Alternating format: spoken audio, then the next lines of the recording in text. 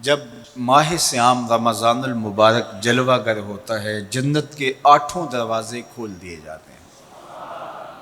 جہنم کے دروازے بند کر دیے جاتے ہیں اور شیاطین جکڑ دیے جاتے ہیں۔ اللہ جل شانہ اس موسم رحمت میں خاص عنایات اپنے بندوں پہ فرماتا ہے۔ ایک نفل ادا کرنے سے فرض ادا کرنے کا ثواب ملتا ہے اور ایک فرض ادا کرنے سے 70 فرائض ادا کرنے کا ثواب ملتا ہے۔ اسی طرح راہ خدا میں 1 روپیہ دو گے تو 70 روپے خرچ کرنے کا ثواب ملے گا۔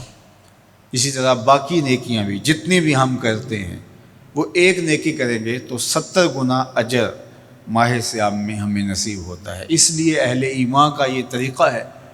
کہ وہ اس مہینے میں کثرت کے ساتھ تلاوت کرتے ہیں، کیونکہ ایک مرتبہ اگر قرآن مجید پڑھ لیا تو 70 مرتبہ قرآن مجید پڑھنے کا ثواب نصیب ہوا۔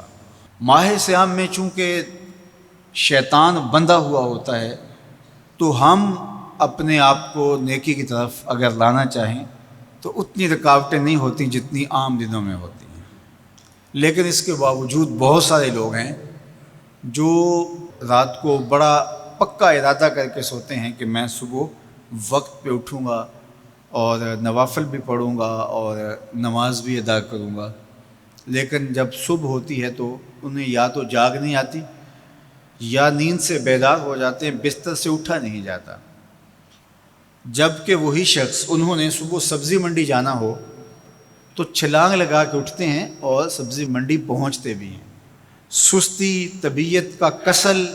نہیں ہوتا۔ عمومی طور پہ ہم اپنے آپ کو بیمار تصور کر لیتے ہیں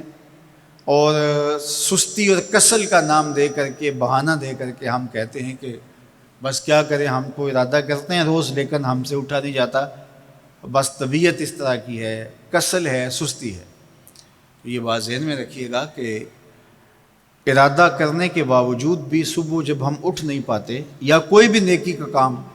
ہم کرنے کا ارادہ کرتے ہیں تو ارادہ کرنے کے باوجود ارادہ ہی رہ جاتا ہے، ہم کر نہیں پاتے، تو اس کا سبب یہ ہوتا ہے کہ بہت سارے ہم گناہ کر چکے ہیں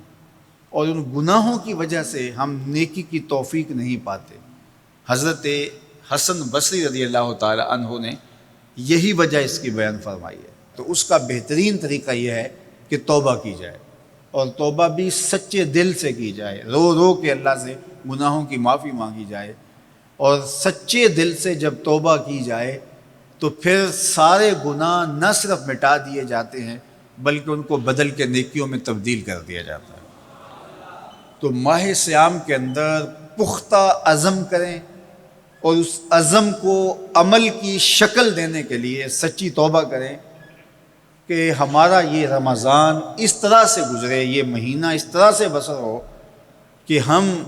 اس مہینے میں اللہ تعالیٰ کی قربت حاصل کر لیں، ہم گناہوں سے پاک ہو جائیں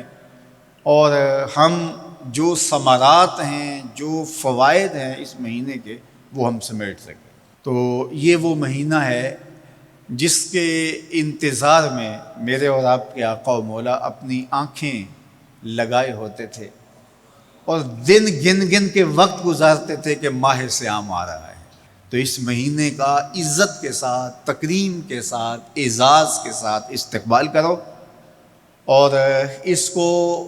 پلکوں پہ بٹھاؤ، اس کو دل پہ بٹھاؤ۔ اس مہینے کی تکریم یہ ہے کہ اس میں ہر برا کام چھوڑ دیا جائے۔ اگر کوئی شخص برا کام نہیں چھوڑتا اور روزے رکھتا ہے تو میرے اور آپ کے آقا و مولا کا ایک فرمان سن لیجئے، من لم یدع قول الزور والعمل بہ فلیس للہ حاجۃ فی ان یدع طعامہ و شرابہ۔ فرمایا کہ جو جھوٹ اور برے کام نہیں چھوڑتا، اس کے بھوکا اور پیاسا رہنے کی اللہ کو کوئی ضرورت نہیں ہے۔ تو روزہ خوراک بچاؤ مہم نہیں ہے جو چلائی جاتی ہے، بلکہ یہ تزکیہ نفس کا موسم ہے، باطن کی صفائی کا موسم ہے، اور باطن کی صفائی نہیں ہوتی جب تک ہم کوشش کریں۔ آپ کے بدن پہ بہت ساری میل چڑھی ہوئی ہے اور جمی ہوئی ہے بدن کے ایک ایک عضو پہ میل، تو آپ پانی میں چھلانگ لگا کے باہر بھی آ جاتے ہیں تو میل نہیں اترتی، چلو کچھ نہ کچھ فرق تو ضرور پڑ جاتا ہے، لیکن میل نہیں اترے گی۔ میل کب اترے گی؟ جب آپ اپنے بدن کو مل مل کے اس کے اوپر صابون لگا کر کے اچھی طرح سے اس کو جب اتاریں گے محنت کوشش سے، تو پھر آپ کا بدن مہک جائے گا، ہلکا پھلکا ہو جائے گا، میل اتر جائے گی۔ یہ موسم رحمت ہے، اللہ کی رحمتوں کا می برسے گا، اس سے کچھ نہ کچھ فائدہ تو ہوگا ہی، لیکن حقیقی فائدہ وہی حاصل کرے گا جو اپنے گناہوں کو مل مل کے دھوئے گا اور اپنے آپ کو صاف کرنے کی کوشش کرے گا۔ تو اپنے من کے میل اتارنے ہیں، اپنے باطن کے میل اتارنے ہیں، اپنے اعمال کی درستگی کی کوشش کرنی ہے۔ صلاۃ التراویح مسجد میں نہیں آ سکتے تو گھروں میں پڑھ لیجئے، جس طرح بڑی عمر والے لوگوں کو، بیمار لوگوں کو کہا گیا کہ آپ گھروں میں پڑھ لیں، بچوں کو کہا گیا، لیکن چھوڑیے گا نا، یہ رمضان المبارک کا خاص عمل ہے۔ آج کل دین بیزار طبقہ مختلف جگہوں پہ بیٹھ کے مسجد پر، مدرسے پر، تراویح پر، ان چیزوں پر تبصرہ کر رہا ہے اور اتنا ہلکا ثابت کرنا چاہ رہا ہے ان امور کو، جس طرح یہ چیزیں ہوتی کچھ نہیں ہیں، جبکہ ماہ صیام کے قیام پر میرے اور آپ کے آقا مولا نے بشارت دیتے ہوئے فرمایا، من قام رمضان ایمانا و احتسابا